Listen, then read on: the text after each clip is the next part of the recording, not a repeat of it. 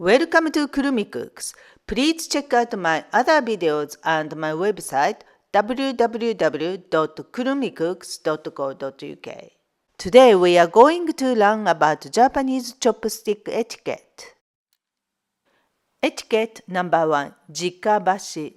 It's considered bad manners to use your chopsticks to take food from a shared plate. Instead, you should use a pair of communal chopsticks to take food from a shared plate. This is called toribashi.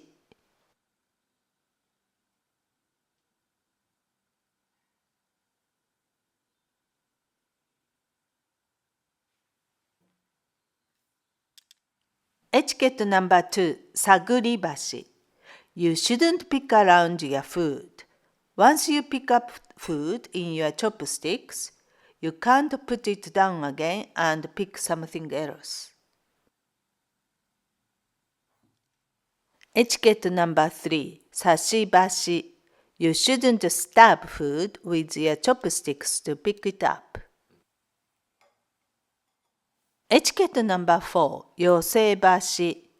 Never use your chopstick to push or pull tableware. Etiquette number 5. Hashiwatashi.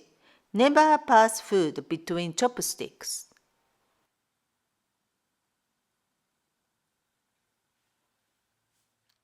Etiquette number 6. Namidabashi. It's bad manners to let food juices or sauces drip from your chopsticks.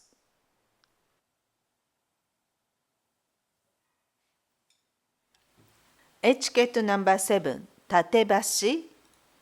Don't stick your chopsticks upright in a bowl of rice. Thanks for watching. Please give me a thumbs up and subscribe to my channel here. See you again soon.